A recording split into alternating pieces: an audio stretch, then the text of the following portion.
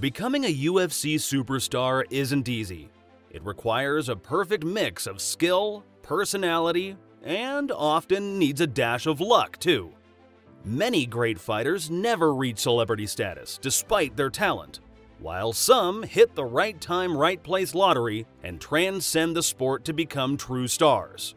Francis Ngannou is the current UFC heavyweight champion, a fighter whose life story is cinematic in scope.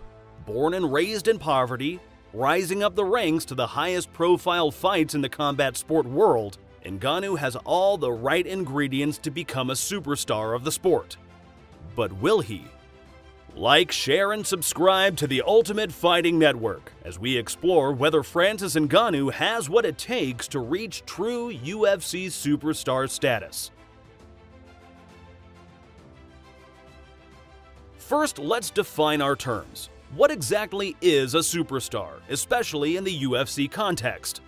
While it would be easy to talk about money, superstar fighters aren't just wealthy. They are fighters that even non-UFC fans know and recognize. They get to where they are through determination and skill, but quite often, they also become famous through their outlandish personalities, things that make them stand out.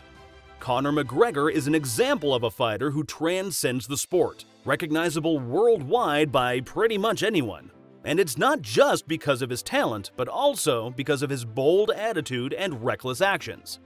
By this definition, the two ingredients needed to become a UFC superstar are talent and a colorful personality. How does Francis Ngannou stack up in these two areas?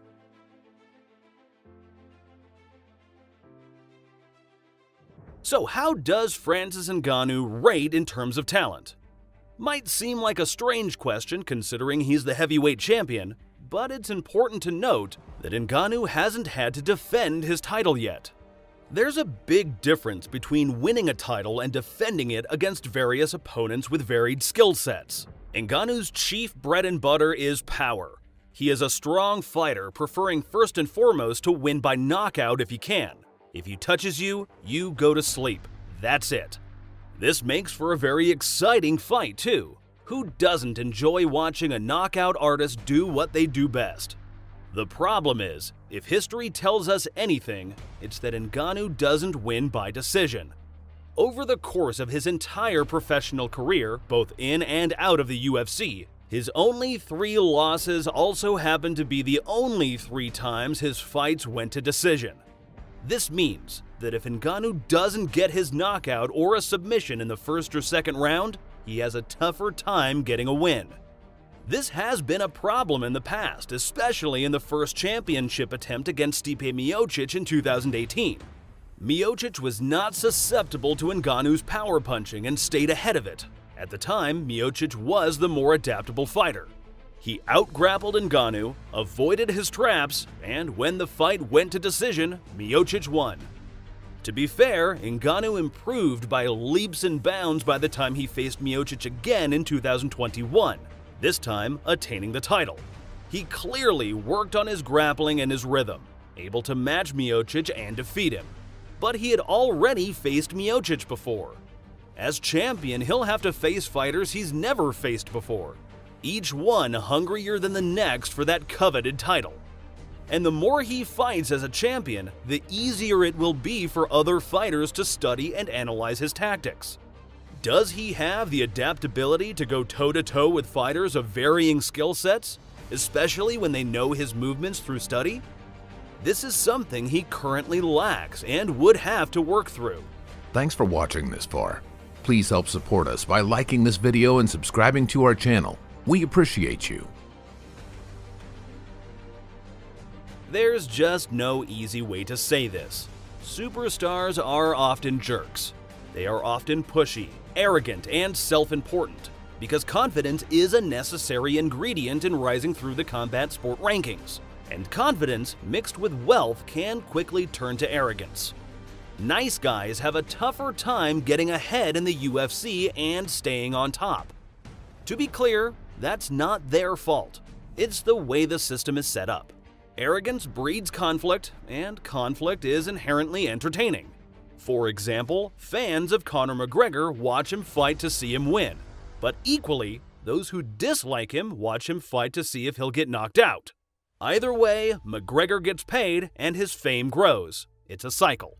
Francis Ngannou is a genuinely nice guy. It's very clear from his interviews, his press conferences, and the way he chooses to spend his money and time. He cares about his family, his home country, and his fans around the world, especially the young people who watch him. He gives back constantly to Cameroon, the country of his birth, and works to elevate it in the combat sport community. He respects his opponents, and he does his best to express himself with ease and style. While this makes him a great role model and someone who puts a good face on the organization, it doesn't inspire the same level of hype as someone like Conor McGregor, whether for good or bad. Does every UFC fighter have to be a jerk to get ahead? Not necessarily. Khabib Nurmagomedov could be held up as an example, as well as a legend like Georges St. Pierre. But they are considered the exceptions that prove the rule. And they also proved their adaptability over time as champions, earning beloved status through facing multiple opponents in different styles. This cemented their place as combat sports celebrities, while also letting them be kind-hearted and genuine. This is a balancing act that Ngannou faces if he wants to become a true superstar of the sport. So, could Ngannou be a UFC superstar? And if so, what would he have to do? Ngannou would have to continue to improve his fight game. He can't lean on power punching forever. He has to start being more strategic, winning points as well as looking for knockout opportunities. A superstar should be able to win against a variety of styles. That's what makes them exciting to watch. Does Ngannou have to become a jerk in order to get ahead? Not necessarily. A great sense of style and a powerful presence can be a great place to begin. If he leans on his remarkable life story, which truly could be a movie, and defends his title against varying opponents while also keeping his cool, he could still become a fight celebrity without betraying his image as a good, compassionate person. The more he gets his face out there in advertisements or even movies, the more the wider world will start to fall in love with him the way so many of his fans already have. Francis Ngannou has a lot of work to do to become a UFC superstar, if that is his goal. He needs to continue to learn and grow as a fighter, becoming more adaptable and able to win on points to defend his title against whatever opponents he gets.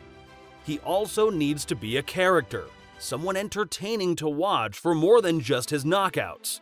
But until then, he runs the risk of being just another fighter who wins the title one moment and then, sadly, vanishes into obscurity the next. What do you think? Will Francis Ngannou become a UFC superstar? If so, what do you think he needs to do?